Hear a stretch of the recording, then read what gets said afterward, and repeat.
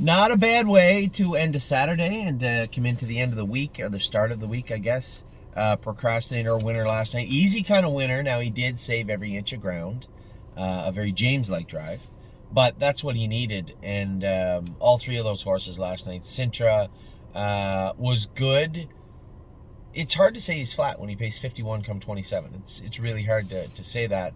I think the corks bothered this horse for a bit, and I think Harry got them off last night, but we are going to get him checked by the vet. Remember, as I said in a video last night, no stone unturned for these horses moving forward, especially after the last few weeks we had. We had some injuries over the last couple of weeks. Home the Tone get injured. I guess No Free Lunch did get injured. It's an injury. It's keeping him from racing. But very, very lucky that I mean Harry, his staff, and our vet Angelica found No Free Lunch had an issue and is being corrected right now. He'll make a full recovery. Unbeatable Kemp, another small injury detected by Dr. McKee, another veterinarian that saved this guy. I think if we had just injected him and raced forward, there may have been something a little more sinister, a little more serious come up in that knee. So both those horses will be racing. Unbeatable Kemp will likely be racing in the next 2-3 weeks, and No Free Lunch will return to his previous 100% soon enough. Absolute Euphoria, that again, knee, but not that shocking with her. She's a immature 2-year-old filly, 3-year-old filly now that had some knee issues at 2. We caught it before it became anything serious, and again, hats off to everybody in that regard. James McDonald for scratching the horse, just saying she just doesn't seem 100%. We're going to scratch her out of this race, whether it be a little bit of coughing or that knee bothering her a little bit. A great job by him to protect the horses, and that's his job also. Good as him, an unfortunate line in his foot. Now that will be a little longer injury. This one will keep him at a racing for most of 2023, but again, a horse that depending on how that foot heals, a horse that we have high hopes for, and the re-injury rate for those horses is not excessively high, but it's all about time. We have to give them the time. We tried to shave a little time with 3 Point Blue Chip and keep the timeline tight to getting him back to the races, and everybody did a great job. It just wasn't enough. He was a little sore in Indiana, so we decided to stop, give him all the time he wants now, and then bring him back. And then a bit of a newer injury. Stay Close got a scratch on his eye last week. It may keep him out of the race on Monday. I don't know yet. I know that it was bothersome. The vet was concerned, and then she was less concerned. Now, Dominic called me this morning, said his eye had some swelling on it. There was some discharge. It's like anybody else. What's worse, toothache, earache, or getting something in your eye, like a scratch, or even for us humans, even a sty in your eye? It's just so annoying. And this is actually, I had one of these, and it never did heal right. A scratch on your lens. It never did heal properly, and very frustrating thing. But much like me or you or a lot of our clients who work outside, you're aware of this and probably have gone through it from time to time. And you think about these horses, they're in stalls, wooden, metal stalls, shavings. Who knows where they could have scratched their eye. The stupidest thing in the world. So that may keep him at a Monday's race. I don't know yet. We'll know more today. So we did have some injuries. We didn't have a horrible week. I mean, as I said, Procrastinator was good. LD's Patrick wasn't good. I know I told everybody schooled good. He was going to be good. And somebody actually told me, said, somebody texted Randy and said the horse schooled in 55 this week. You guys telling secrets at a school, are you? LD's Patrick did school in 55, but overall, I didn't realize that he did scope a little bit sick, but I think was that mitigated by maybe a little blood earlier on in the week. We were working on some things, and ultimately I think his between him not being 100% healthy, he looked good, he looked fine, just wasn't eating good. We attributed that to maybe ulcers that we were treating, but overall, mechanically he was great. He was quiet, which he never is, and sound. So 3 things he was. What he wasn't was very strong and powerful, and I think after looking at the scope, looking at the blood work, stepping back and taking a look at the entire week of LD's Patrick, I can tell you why. And I know I spend a lot of time sticking up for this horse, and a lot of people know that because, 1, he still doesn't owe us a dime. 2, I like the horse. I like horses that try, and he's trying to do his work. And now he's starting to understand his work better. And that might sound silly because he's 5, but when you spend your 2-year-old and 3-year-old season on the run for the most part, it's hard to learn anything. So he is still learning that horse. I like what I see in him. What I saw in the schoolers, I didn't love what I saw the other night, but I think we treat the ulcers, clean up that airway mucus. I think you're going to see the prediction that I made last week, where he would be a winner, will come to fruition this week. I believe. What else do we got? Dustin Hanover's got the rail. Now I'm lucky. I get to go over to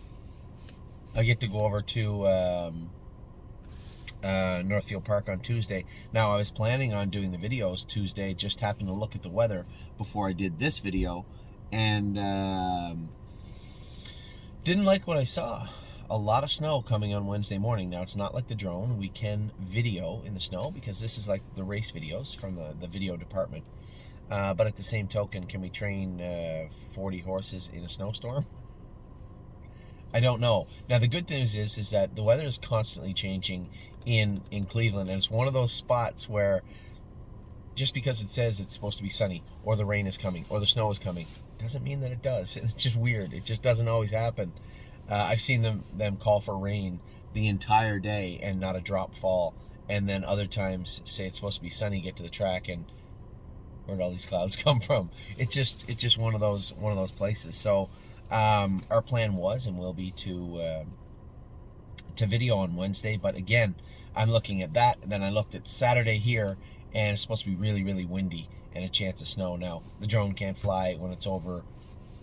It doesn't look good, very good at all. He's got to get closer anyway, but it doesn't look good at all when it's above 25 or so kilometers an hour, and the wind does look pretty stiff. So this week, I was excited and still am, because the horses are just training so good. I wanted to show them off this week. A lot of the ones that are getting better and looking better and feeling better, I wanted to show them off, but we're not quite there yet. Still have to deal with the weather. So the plan is tentatively Wednesday Northfield video. Now, unless Steve from Northfield messages me back and says, no, I can't on Wednesday, or Curtis says, no, I can't drone on Saturday. If all things work out, we get a little break in the weather, Curtis is available, Steve is available, then Wednesday and Saturday we'll bring you those videos. I'm not really sure how I got from this week's racing to talking about the drone, but I wanted to continue a little bit about talking about this week's racing. So we had Procrastinator, who was fantastic last night, a great race for him. We had Sintra, who raced good. I would like to get him to the vet, and he is going to the vet Monday, both him and My 1%. You know why. My 1% coming in off 2 breaks. And I could tell you, after sitting behind him, it isn't necessarily acute lameness. So he doesn't have a knee that's hurting, like Absolute Euphoria did, or Unbeatable Kemp. It isn't something where I think we're going to go to the vet and they're like, whoa, you're going to have to pump your brakes. I don't think it's that. I think it's a number of little things. Plus, he's a very immature colt. I know his mother very intimately. We trained her, broke her, knew her whole life, knew every nook and cranny of her, and old Dewey wasn't the soundest mare. So is there a few little, is he growing? Are his knees bothering him? I know that James thought it was his feet, but I can tell you it's not his feet. We changed his shoes and he's the exact same. And when they did test his feet to begin with, they weren't really suspect. So what looked like it could have been his feet, I can tell you is not. Because when I went with him the other night, when we got in that coming up to the gate situation, he was very uncomfortable. But uncomfortable in this mentally, in the sense he was not happy with what was just about to happen, which usually comes from some sort of soreness.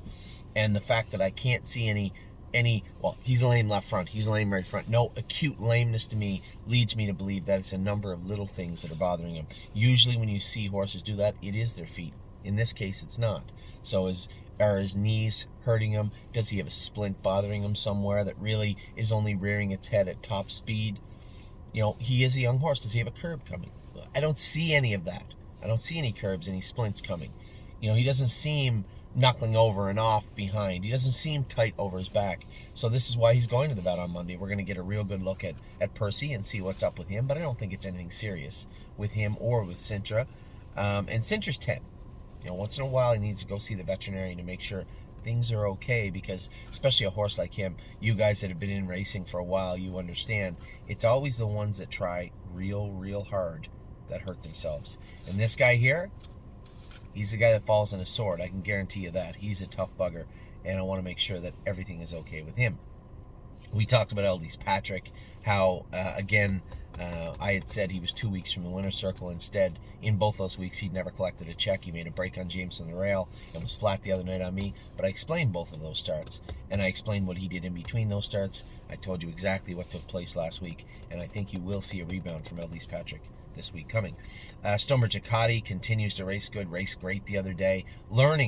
He's learning to be a good horse, and he's coming to them at the wire. That is very, very important, because between his breeding, his speed, his ability, and his decent work ethic, I think that this horse is going to come forward. Reminds me a lot of HP Maestro, who was sick a little bit last week.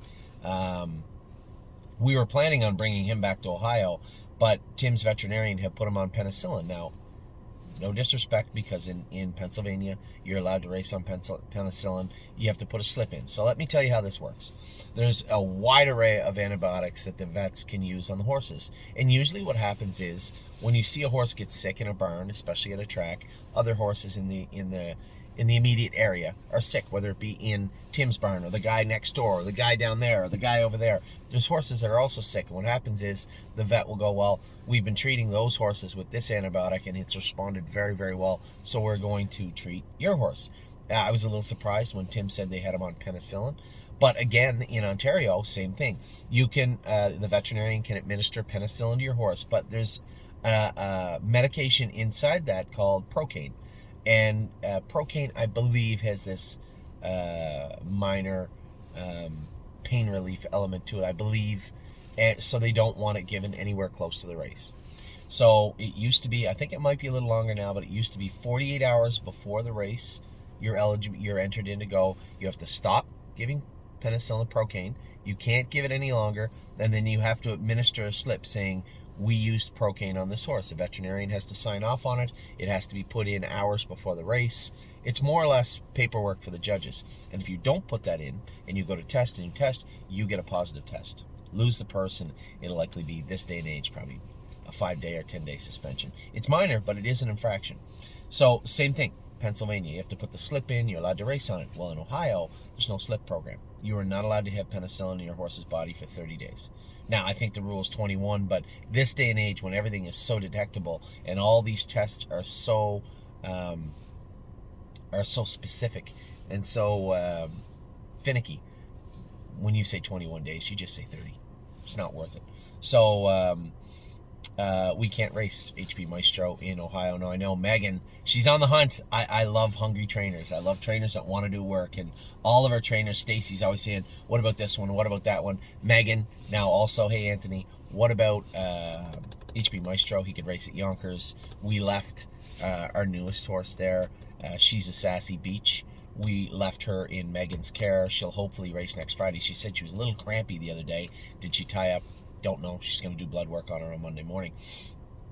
But I like the fact that they want them, right? And Jason does too, but Jason's so darn busy right now. Yes, myself and Jason Merriman are in charge of all the babies. There are some babies on Jason McGinnis' side, and both Jasons are working perfectly. You have no idea how lucky we are to have these guys in Ohio.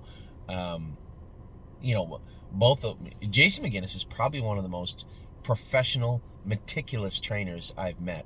The board, I love it. I love it too. I'm not like that in that sense, but I am about a lot of other things. And Jason doesn't even want people writing on the training board. I love it. I think it's great. Super meticulous guy. The fact that he loves everything proper, right? And that's important. That's very, very important. Jason Merriman, a lot of experience in horse racing, very patient with the babies, and to be honest, the biggest attribute of both those gentlemen this year has been their ability to teach humans, right? I wrote that article before Christmas about training new people for our industry, and somebody had asked me about it last night because they can't find help here in Ontario. We're lucky. We have just enough. But in other stables, and in the States especially, people can't find help. And I told them, where are you looking, right? If you just put a sign up on the race office saying, help wanted, who's going to see that? No one. You'll put it on Facebook, great, but if people aren't, so the reason, we were lucky. But the reason Indeed.com worked well for us was because there are people that want to work, right? It's easy to say, nobody wants to work anymore. Yeah, I think the workforce is diminished mentally. Some of them don't want to work, but I put the ad up for our caretakers, in search of caretakers for Northfield Park, Ohio. Listed the wage, the hours, everything. I had 293 applications in 2 days, under 3 days. And people that wanted to work. You know, that gentleman that we hired that was a barber. Great guy, Antoine, really, really nice man, does his work really well. All those girls that we hired that knew nothing about horse racing, they're good caretakers now. I went over there last week. I told you guys this in another video. I was concerned. I need to know where the horses are, but I need to know where the caretaker's ability level is. Where is everybody? Where's their comfort level? I get over there and they had all the horses put away properly after, and I come back later. I never said a word. Everybody was, we finished training. The horses were bathed. The equipment was all sprayed off. I come back later. Horses were put away. They had their heads over the gate. You can always tell when a horse is taken care of well, right? They get their head over their gate. They're looking for lunch, or they just ate lunch. They're sharp. They're feeling good. Then you know people are doing their job well. Bandages are on them. Their areas are cleaned up. These are people that knew nothing about horse racing. Nothing. Under 2 months ago. And now have turned into good caretakers. This isn't rocket science, but it is, it's hard labor. It's a labor-oriented job, and the fact that these people want to be a part of horse racing and love their jobs. All these guys come up to me all the time and say, hey, I love the opportunity to work in horse racing. It's a great feeling. It really is. So if you're out there and you're a trainer and you're watching this for whatever reason, there are tools to get you involved with people. And again, going back to Jason Merriman and Jason McGinnis, Lauren, Sarah, people that knew and know, Cindy, Phil, people in our barn that know about horses, for them to be able to train not just horses with us, but train people, it's a feather in your cap, just so you know. As I said, Stonebridge Ducati's racing good. Dustin Hanover continues to race good. We almost brought Dustin home last week, but they didn't need anybody for the non-winners at 2. And I kind of like the trajectory he's in. Now he had 4 weeks on, he had a week off. I wasn't really worried about giving him a week off, but he's been racing well. Drew the rail again this week, which gives me the opportunity. Doesn't get away great from the rail, but gives me the opportunity again for an inside trip. Kind of like the procrastinator situation. James McDonald would fit Dustin Hanover like a glove. And he will come home at some point. He's close. He's getting there. I like the fact that Cindy gets along well with him. She's got weight on him. He's feeling good. He's looking good. He's bouncing around. I like that. So I don't really want to jostle him just yet. But he's there. He's a weapon that we can bring over here at some point in the next little while. Patrick the Piranha continues to race good. Was 4th last week. Kings County threw an odd, bad race in. But, as I told everybody sees what we do, right? I give you all the information I can. By the end of the week, you should be as informed as I am. And people take some of that information and use it in a knee-jerk way. When Kings County raced bad, everybody, not everybody, some people up in arms, he's got to go out, needs a rest. You have no information, none. And it's easy to make decisions with your eyes, but you got to use your head, and we got to draw blood, scope the horse, see what's going on with him. I'm happy to give Kings County a rest, but that'll be up to Brett and Stacy, especially when we'll talk about our mares in a bit. We have 6 broodmares that I'm going to breed to of ours. And the lady that turns her horses out in Kentucky asked if she could breed Kings County to her mare. Now, this isn't physically breeding. I'm sure Kings County would like that. But no, we're going to keep Kings County safe. He'll be breeding a plastic horse, a dummy horse. And we'll be inseminating the mares. So we'll talk about that in a minute. So Patrick the Piranha and Kings County racing good. I'm going to be honest. I'm the hardest critic of Walk on the Moon, but he raced good the other day. Not his trip, first over. And horses have trips, right? Can't come first over with Walk on the Moon. He looked a little bumpy to me. Stacy said that maybe the track was bad or whatever. She thought he was good. He's back in to go Monday, and he did race good. The 2 starts right. Yes, he should have won when I drove him. And no, I think he could beat fair and square with Dave Pallone. Dave drove the horse great, and he got beat fair and square. I drove the horse fine, and I think he got beat. He should have won, but he got beat again. It's not the end of the world, but he has been racing okay his last 3. So I don't have a problem telling you my anger towards the horse sometimes when he doesn't put out. But I think his last 3 races were at least top shelf for Walk on the Moon. He's never going to get 105% out of him. You're never going to get 100 out of him. But I think his last 3 races were pretty decent for him. HB Maestro has been great. I think, who was I talking to? I don't think it was Dave Pallone. It was Sylvain.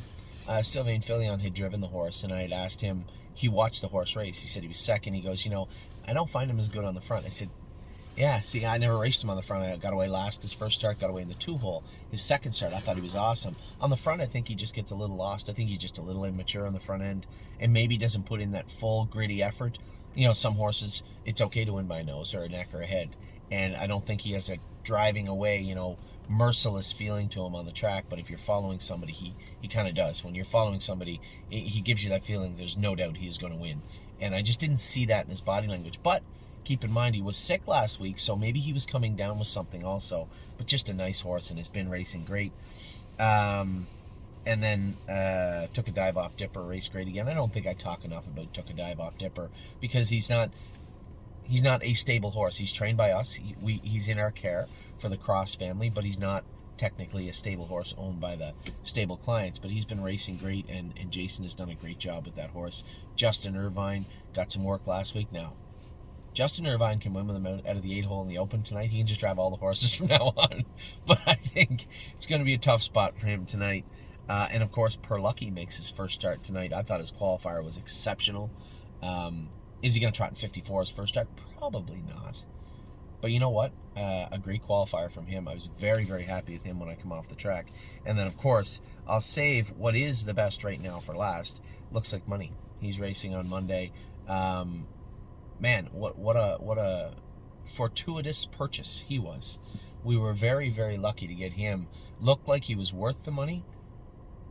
He definitely looks like he's worth the money now, and that leads into us what we're trying to do at the stable here. So looks Like Money has been great, continues to be great. Looks like he's the favorite, or do I have the program?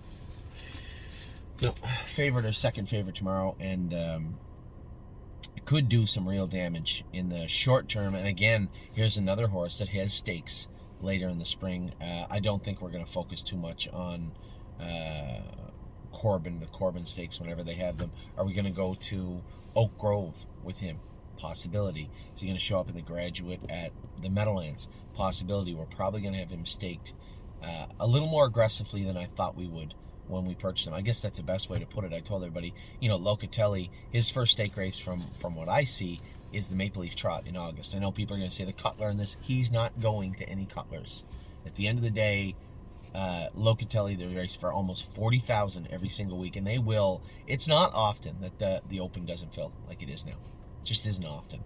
And I think that's indicative of the game itself right now. There's shortages every single place you look.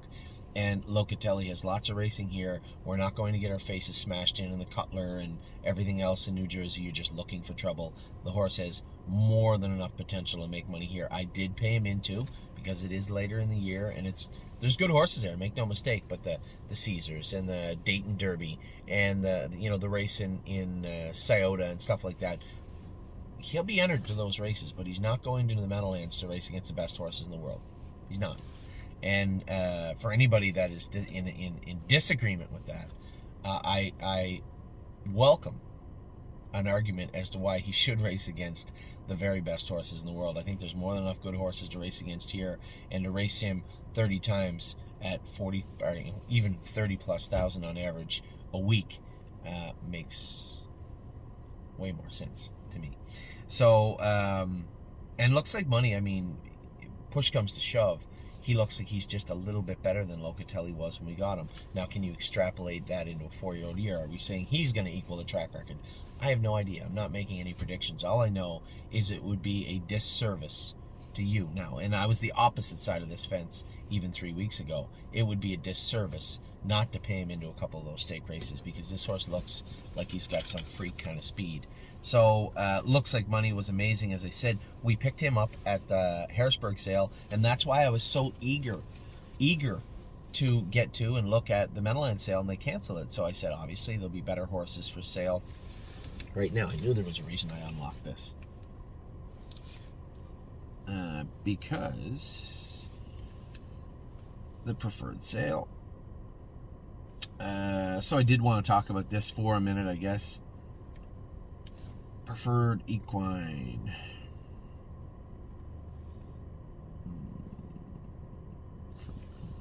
There we go. Upcoming sales. View sale. So we didn't get to go to the Meadowlands sale because it was canceled. We didn't get to go. There wasn't horses in the next preferred sale. Even this preferred sale, yeah, there's some okay horses in here, and I don't have a problem talking about them because nobody's missing these. If you think we're the only people out there looking for horses, you're wrong. Dead wrong. And quite frankly, when I look at such a small offering of heavy-duty talent, I would say,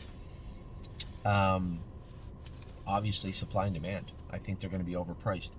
I'm not making a big deal about the two horses of Irv Miller's because I think they're going to be overpaid for. And he's at $70,000 now. I suspect they have a reserve of somewhere around $200 on him, and I just don't think he's worth $200. Pondo Adventure, I get it. Horse, a nice horse, did his work very, very well his entire life. What did he have? I don't want to misquote this because it is a talented-looking record. An impressive record. In fact, not often you can see a horse with 27 of 28 starts in the top two. So that means, yes, he's never made a break in his life. And his only start where he wasn't 1 or 2 was his only Grand Circuit event start. Now, that I guess the Pegasus might be also, so that might be wrong. And in the Pegasus, he was an easy winner at 50 cents on the dollar in 52 and 3, which is his lifetime mark. But then he came out in the Erskine. Now, the Erskine would be the first time he's experienced top company, and he was 7th, I believe.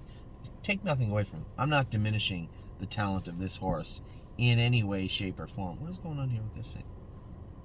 Oh, I see what I did here. It's not going to let me view it in that manner. I did get to see it quickly though, and it was King of the North who won the Erskine.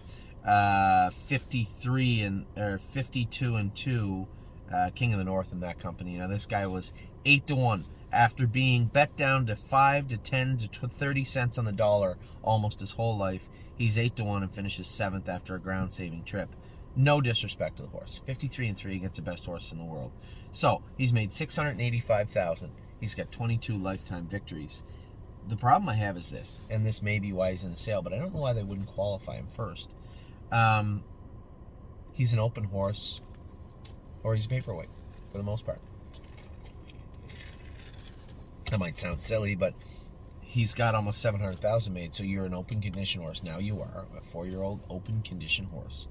You can either do the open or you can bounce around the backup classes, but if you give, and there's no indication that he can race on a half, which I'm sure he can. Talented horse. So Yonkers is where all the money is right now. There's no indication he can get around Yonkers for sure because he's never raced anywhere but at Hoosier Park or Indiana, which are mile tracks or 7/8 mile tracks. So he's never raced anywhere but those two tracks. He's not ready to go. He's 60 to 75 days out, probably.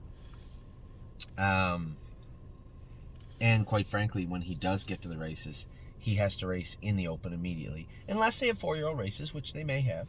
And you could say, well, the 4-year-old graduate, everybody's looks like money's eligible to the graduate. And, you know, even him.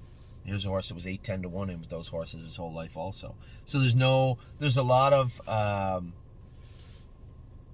trepidation from me when it comes to Pondo Adventure. Yes, we need to have good horses all the time. And if he races 75 days from now, fine. If we can carry him, our stake payments, and the horses, and keep this guy in the burner until he's ready, super. But you would have to offer him up to me at 70 cents on the dollar, and I just don't see that happening. So I don't think we are going to be acquiring either him or the pacing side. Where's that guy? He's right. Sure Thing Herman. Here's another horse. Not really ready to go. Now, I don't think Herman is of the same ilk. I don't think that he's worth the same amount of money. Mark of 49, 187,000 made. Again, 8 wins. So you're a little bit diminished. Never raced anywhere except Hoosier again. So if you're a Yonkers guy, a little bit concerned. Is this guy going to be able to make the trip over to Yonkers, the transition seamlessly? I don't know how you can have confidence in saying that. So again, you're looking at a horse that has to race somewhere in the open, unless they have 4-year-old gimmick classes at the facility that you're at, whether it be the Meadows or Philadelphia or Mohawk or the Meadowlands. If they have 4-year-old races, and then you have to be able to race with those 4-year-olds. There's other good 4-year-olds, as I'm sure you're aware. So when I look at this guy, he also raced in the Circuit City, and he paced 150 flat, second beat 3/4 of a length. That was a little more of a I don't want to say a Grand Circuit, but close to it. The Pegasus, he was second beat a half a length, 26-4 in the end of it. I wish I could open these up. I'd have to get into a different program, which is right here. Never mind. What's the guy's name? Well, we'll look at the first one. No, I don't need to look at him. Sure Thing Herman is his name. Sure Thing Herman.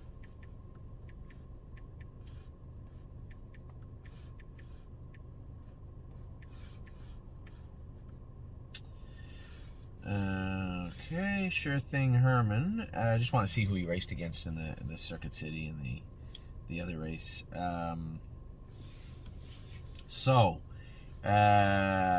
Circuit City, he had Your Wish Is Granted, Matt Reimeyer, Irv Miller, Ron Burke, Berries.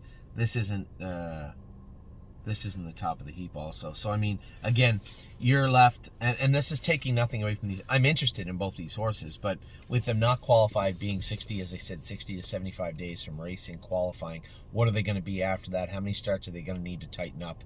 And where are they going to be able to race? That is the biggest problem in racing right now, is trying to figure out where the hell you're going to race these horses. So I have concerns about both these horses. If we, again, I know what I would pay for them. And if you can give me those for 80, 70 cents on the dollar, then I'd be interested. But I suspect, after talking briefly to Irv, that they want top dollar. Can you blame them? They're their horses. They want top dollar, and I think they're not going to be letting the horse go for much less than that. So I don't think we're going to be picking those horses up. Now, what I did do, I made some phone calls this weekend, to some people I know and asked them, do you know of any 3 coming 4 or even 2 coming 3 horses that are going to be qualifying soon that are of interest? And I did hear from a couple of people who said, this gentleman or that gentleman had a horse that was supposed to be pointed to the sale or going to qualify and be put on gate, and I have their names. So I do have 2, maybe 3 horses. I'll be waiting, and I have alerts set up. I'll be waiting for them to qualify, and when they do,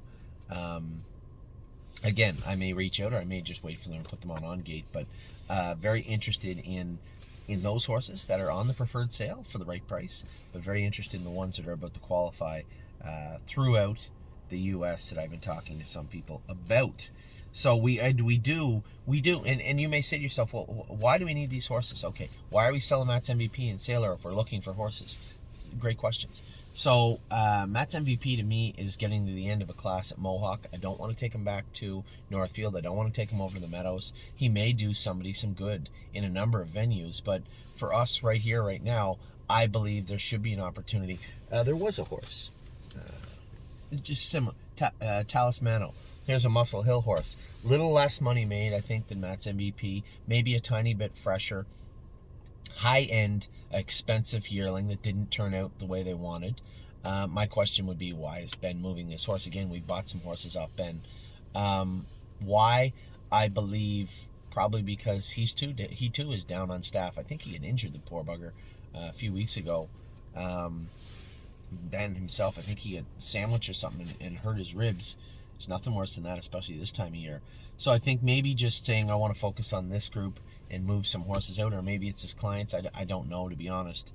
And I'm not saying that this is a horse we'll buy, but these types of horses are for sale. Every week there's 1 or 2 of them come up for sale. So what we're looking for is freshness, if we can, horses that are just qualified, like She's a Sassy Beach. You know, Jody Jameson had said to me, why would you buy a She's a Sassy Beach?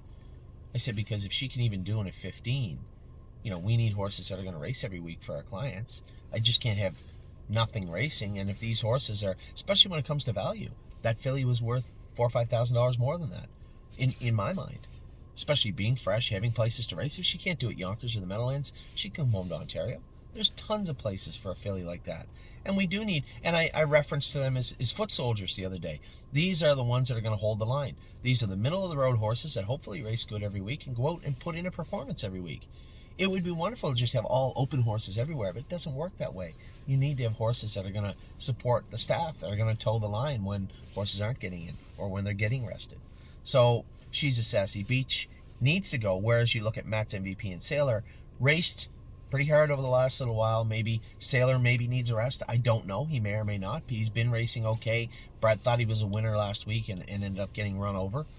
He's in to go tonight, so Sunday night, we're going to get a chance to see. But a horse like him is a 20 claimer, right? In fact, I think he's in for 20 tonight. So we need to take a look at what we have, and we need to move them, roll them over sometimes. These two horses they're inconsistent, or they're not getting in all the time, or maybe they're a little bit tired. Let's move them out and see if we can get something else in. Because there's going to be people out there that say, I don't mind buying Matt's MVP for $22,000, giving him 3 weeks off, bringing him back and racing him at the Meadowlands or Monticello or wherever they want to race. There's nothing wrong with that. But we have to keep moving the horses around. They just can't stay forever. And I know that's kind of, people don't understand that, or some of you are like, I just don't know why we don't rest them for 3 weeks, because you still have the same classification issues when they come back. So there always has to be that movement. And that is where the sales come in. We are selling 2 on Monday.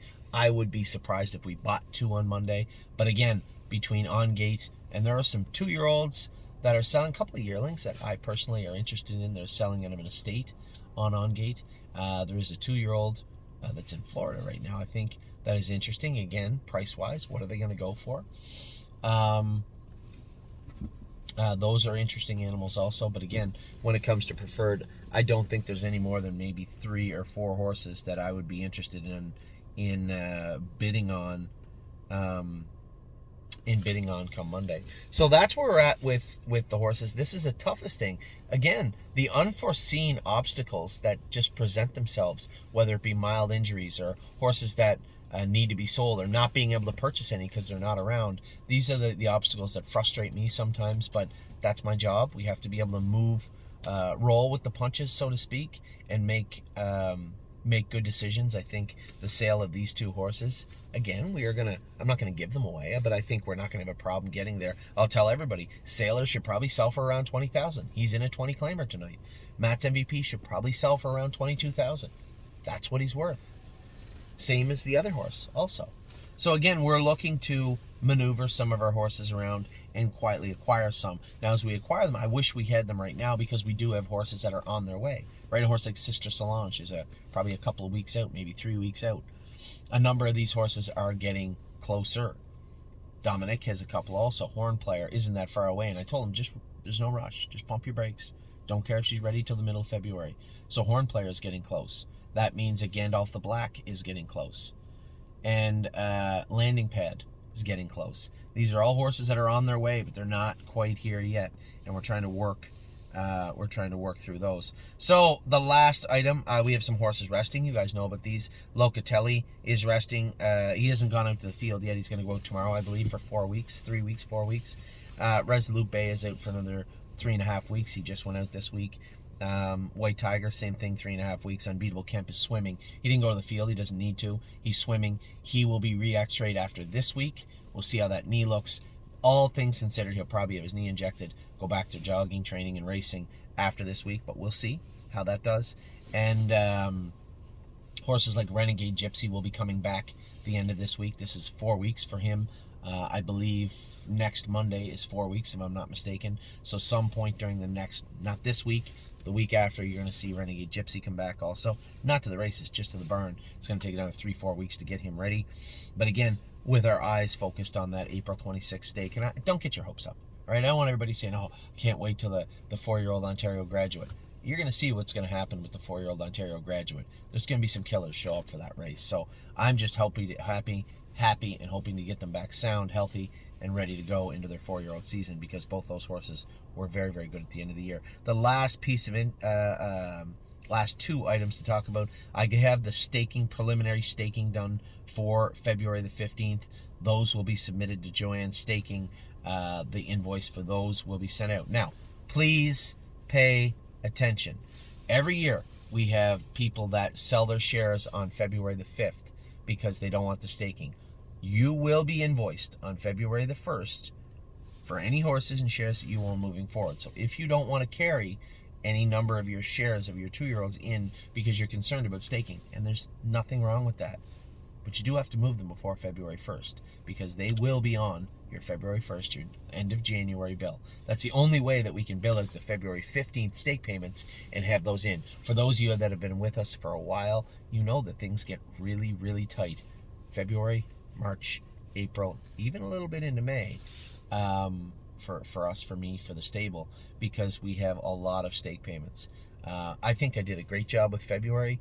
I still have to send it out to a couple of people, but I tried to reduce almost to none the overlap of stakes, which last year we decided we were going to go, we could go in this direction, we could go in that direction, so we paid them into both. Well, this year we looked a little different and said, okay, we're going this way. If it doesn't work, we're going to focus regionally.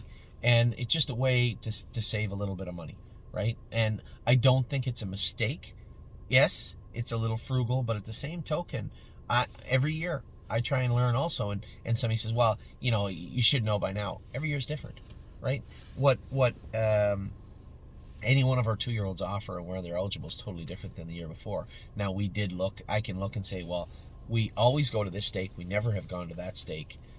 Even if we had a really good horse, there's another stake that's going to be eligible for them later on over there. I don't think we need to go to that one. That might be a $300 or $500 entry fee, but it's not just this month. It's compounding over time, right? So you don't even want to give away that initial $300 to $500 because you guys know what happens. You get that third payment done, and then even if you know the horse probably isn't good enough, by the time you got to make that last payment, you're like in for a penny, in for a pound.